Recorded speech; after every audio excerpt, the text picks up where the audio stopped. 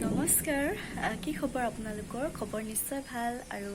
আজি যেহেতুকে 5 জুন দেওবাৰ আজি হৈছে ৱৰ্ল্ড এনভাইৰনমেণ্টেল ডে বিশ্বৰ পৰিৱেশ দিৱস সকলোৱে জানে নহয় জানো আৰু আজি দিনটোত আচলতে প্ৰত্যেকজন মানুহে যদি এজোপাকৈ গছ পুলি ৰুব পাৰে তেনেহলে খুবেই ভাল আমাৰ কাৰণে এটা পজিটিভিটি হয় নহয় জানো সো আজি আমিও এটা গছপুলি ৰুম বুলি ভাবিছোঁ সো সেইকাৰণে ভিডিঅ'টো আৰম্ভ কৰি লৈছোঁ আৰু আৰম্ভণিতে মই আপোনালোকক অকণমান কিবা কিবি কওঁ বুলি ভাবিছোঁ আজিৰ দিনটোৰ কথা আৰু যিখিনি জানো আৰু বৰ বেছিকৈ নাজানো আপোনালোকে নাভাবিব যে তাই কিনো কৈছে বা সেইখিনি আমিও জানো কিন্তু যিসকলে নাজানে বা যিসকলে হয়তো মই আচলতে ইমান ভালকৈ বিশ্ব পৰিৱেশ দিৱস আচলতে আমি পালন কৰোঁ আৰু কিয় পালন কৰোঁ সেইটো জানো কিন্তু কেই তাৰিখৰ পৰা বা কি এনেকুৱা ধৰণৰ কিছুমান কথা মই আজি আপোনালোকৰ লগত অকণমান শ্বেয়াৰ কৰিম বুলি ভাবিছোঁ সো আপোনালোকে ভিডিঅ'টো শেষলৈকে চাব বুলি আশা কৰিছোঁ আৰু যদি ভাল পায় তেনেহ'লে লাইক এটা কৰি দিব আৰু কমেণ্ট কৰিবলৈ নাপাহৰিব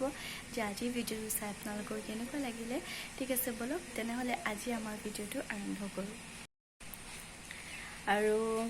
1973 চনৰ পৰা 5 জুন তাৰিখটো বিশ্বৰ পৰিৱেশ দিৱস হিচাপে পালন কৰি আহিছে যেহেতুকে আমি সকলোৱে জানো নহয় জানো বিশ্বৰ পৰিৱেশ দিৱস 5 জুন তাৰিখে পালন কৰে কিন্তু কিমান চনৰ পৰা পালন কৰে সেইটো হয়তো কিছুমানে নাজানে আৰু সেইটো হৈছে 1974 চনৰ পৰা 1973 পৰা পালন বুলি নহয় আচলতে পতা হৈছিলে কিন্তু 1974 চনৰ পৰা এইটো কাৰ্যকৰী কৰা হয় পৰিৱেশ আৰু প্ৰকৃতিৰ লগত সংগতি ৰাখি এই দিনটো মানে 5 জুন তাৰিখটো বিশ্বৰ পৰিৱেশ দিৱস হিচাপে পালন কৰি আহিছে আৰু ইয়াৰ মূল লক্ষ্য হৈছে বিশ্ববাসীক পৰিৱেশৰ লগত যিখিনি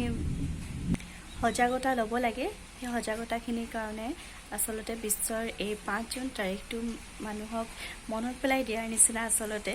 5 জুন তাৰিখটো সেইকাৰণে সজাগতাৰ কাৰণে এই দিনটোত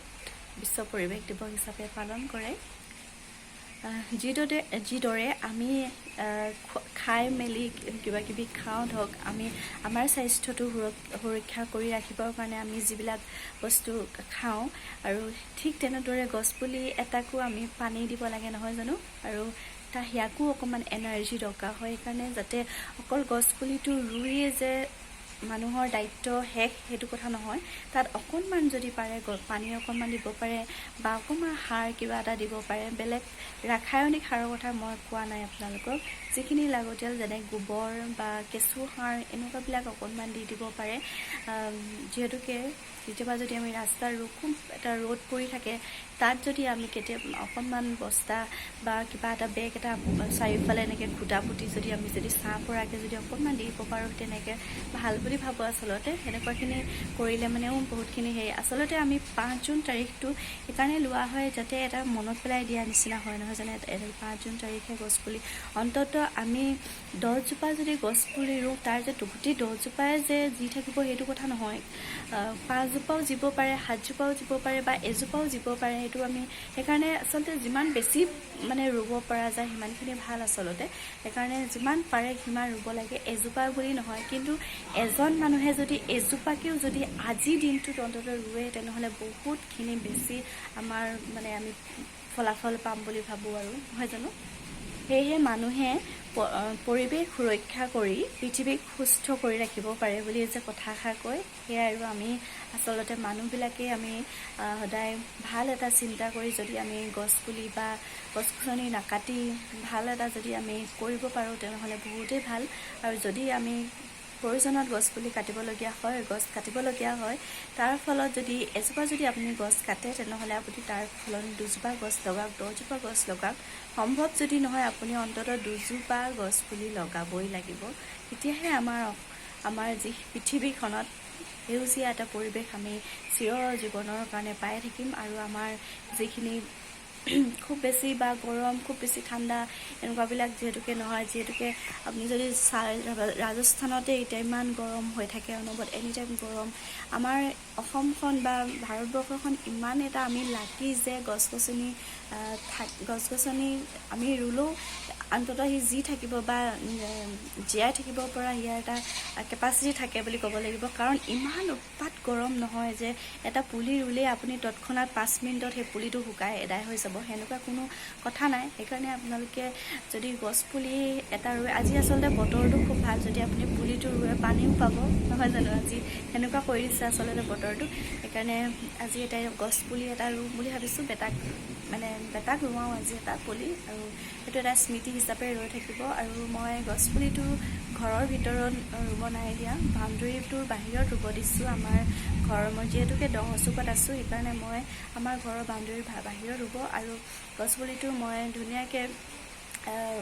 ছাগলী তাগলীয়ে গৰুৱে চৰুৱে খাব পৰাকৈ মই অকণমান কিবা কিবি লগাইও দিম বুলি ভাবিছোঁ আৰু যেতিয়া গছ পুলিটো ডাঙৰ হ'ব অন্ততঃ সি ক'ব পাৰিব যে এই পুলিটো মই ৰোৱা বা এই পুলিটো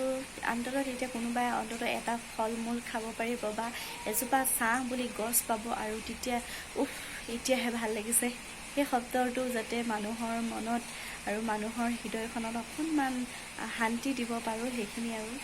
যি দিনটোত আচলতে প্ৰত্যেকজন মানুহৰে সেনেকুৱা এটা হ'ব লাগে যে আমি আচলতে কেতিয়াবা যদি পথেদি যদি গৈ থাকোঁ খোজকাঢ়ি তাৰপিছত খুব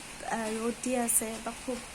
গৰম উঠিছে তেতিয়া ৰাস্তা কিনাৰত কেতিয়াবা ৰখি পিনি গছ এজোপা তলত অকণমান ৰৈ পিনি ছাতিটোৱে হ'লেও বিচি পিনি অকণমান লওঁ যিসকলে খোজকাঢ়ি যায় তেওঁলোকে কৰে নিশ্চয় এইখিনি তেতিয়া আমি খুব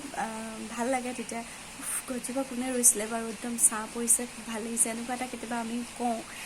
সেইকাৰণে আচলতে ৰুব লাগে অন্ততঃ ৰাস্তা কিনাৰত ৰুব লাগে যাতে ছাঁ পৰে আৰু কেতিয়াবা অন্ততঃ বৰষুণ দিলে বা ৰ'দ দিলে অকণমান সময় মানুহে ৰুব পাৰে আৰু সেনেকৈ দিছোঁ বাহিৰতে চ' জেগাডোখৰ ঠিক কৰি ৰাখিছোঁ মই অথনি এতিয়া বেটাক লৈ যাওঁ ৰুৱাবলৈ চ' ভিডিঅ'টো চাওক আৰু এতিয়া গছ পুলি এটা বিচাৰি উলিয়ালোঁ আম পুলি এটা আৰু সেই পুলিটো এতিয়া ৰুব লাগিব আৰু বনদীপক ৰুৱাব লাগিব বলক তেনেহ'লে গছ পুলিটো কোনডোখৰতনো ৰুওঁ তাকে আপোনালোকক দেখাম আৰু এইফালে আমাৰ বেটাই গছ পুলি লৈ আছে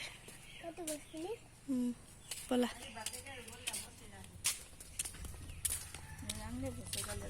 আৰু এইফালে আমাৰ ৱালখন ইয়াতে ৰুম বুলি ভাবিছোঁ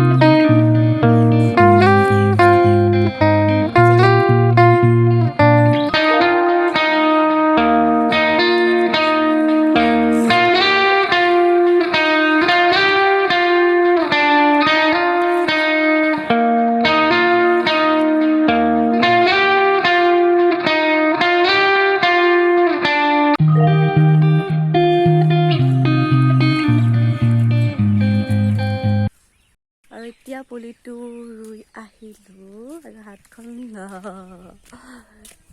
ধুই লওঁ তাৰপিছত আকৌ আপোনালোকক লগ পাম আৰু এইফালে কঠীয়া পাৰিব যিহেতুকে চাফা কৰি থৈছে দেখিছে এইখিনি ধুনীয়া হৈ আছে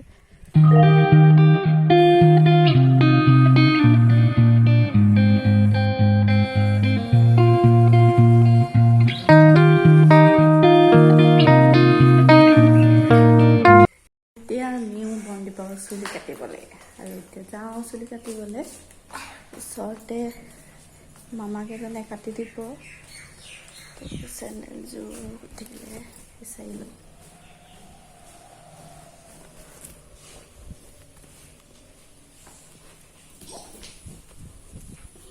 আমা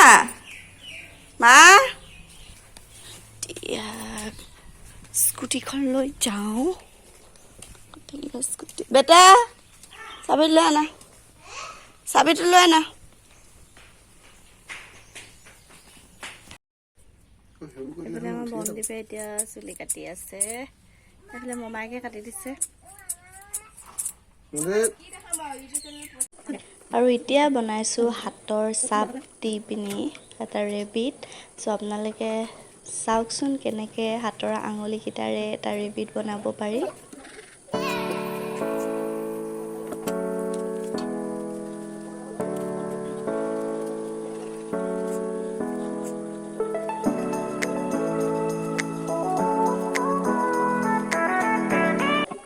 আৰু এইটো বনিলেগৈ লাষ্টত আৰু এইটো হ'ল ৰেবিট আৰু হাতৰ চাপৰ ৰেবিট হ'ল আৰু আজি ভিডিঅ'টো ইমানেই আছিলে যদি আপোনালোকে চাই ভাল পালে তেনেহ'লে লাইক এটা কৰি দিব